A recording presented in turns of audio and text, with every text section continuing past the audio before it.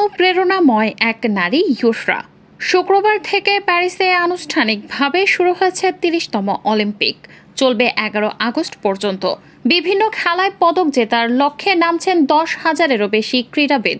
অলিম্পিক্সে ক্রীড়াবিদেরা নিজস্ব দেশের প্রতিনিধিত্ব করেন।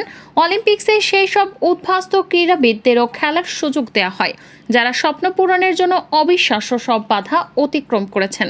এরকমই একজন ক্রীড়াবিদ হলেন ইউশরা মার্টিনি। ইউশরা সিরিয়ান নাগরিক, কিন্তু সিরিয়ায় গৃহযুদ্ধ শুরু হওয়ার পর প্রাণ বাঁচাতে ২০১৫ সালের আগস্টে সে দেশ ছেড়ে যেতে বাধ্য হন তিনি। ইউশরা যখন দেশ ছাড়েন তখন তার বয়স ছিল মাত্র ১৬। বাড়ি ছাড়ার সময় ইউশরার সঙ্গী ছিলেন তার বোন সারা।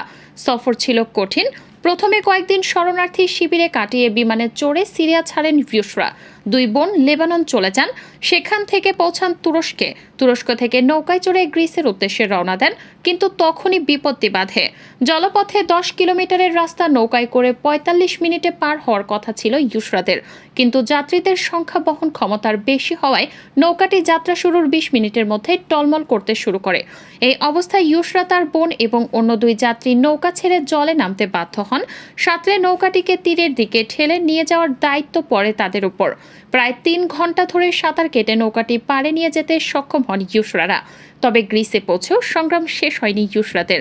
বোনকে নিয়ে গ্রিস থেকে জার্মানি চলে যাওয়ার তোড়জোড় শুরু করেন তিনি। দীর্ঘ সেই পথের অনেকটাই পায়ে হেঁটে অতিক্রম করতে হয়েছিল ইউশরাদের।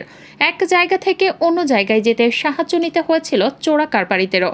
২০১৬ সালে উদ্বাস্তুদের দিয়ে আলাদা দল গঠনের সিদ্ধান্ত নেয় অলিম্পিক্স কমিটি। ভালো সাঁতারু হওয়ার সুবাদে রিও ডি জেনেরিওতে বসা সেই অলিম্পিক্সের উদ্বাস্তু দলের জায়গা হয় ইউশরার। সাঁতারের ১০০ মিটার বাটারফ্লাই প্রতিযোগিতায় অংশ নিয়েছিলেন ইউশরা। যদিও তার র্যাঙ্ক ছিল নিচের দিকে, তবে ততদিনে আলোচনা শুরু হয়ে গিয়েছিল ইউশরা এবং তার সংগ্রাম নিয়ে। ২০১৬ সালে অলিম্পিকের পতাকা হাতে নিয়ে তিনি জানিয়েছিলেন তিনি শুধু অলিম্পিক্সের পতাকা বহন করেননি, বরং তার মতো অনেক উদ্বাস্তুর আশা এবং স্বপ্ন বহন করেছেন। ২০১৬ পর ২০২০ সালের অলিম্পিক্সেও অংশ নিয়েছিলেন ইউশরা।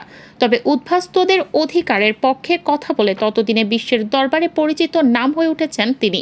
রাষ্ট্রপুঞ্জের সর্বকনিষ্ঠ মানবাধিকার শুভেচ্ছা দূত হিসেবেও মনোনীত হন ইউশরা। ২০২২ সালে ইউশরার জীবন নিয়ে তৈরি ছবি দ্য সুইমার্স মুক্তি পেয়েছে। ২০২৩ সালে বিশ্বের সেরা ১০০ প্রভাবশালী মানুষের তালিকায় ইউশরাকে অন্তর্ভুক্ত করেছিল নামী একটি পত্রিকা। উল্লেখ্য, ২০১৬ সালে অলিম্পিক্সের উদ্বাস্তু দলের অংশ হিসেবে যোগ দিয়েছিলেন মাত্র ১০ জন ক্রীড়াবিদ। চলতি প্যারিস অলিম্পিক্সের সেই সংখ্যা ৩৭। দীর্ঘদিন ধরেই তার মতো অনেক উদ্বাস্তুকে অনুপ্রেরণা জুগিয়ে চলেছেন ইউশরা। তার সংগ্রামকে কুর্নিশ জানিয়েছেন সমাজের সব মহলের মানুষ।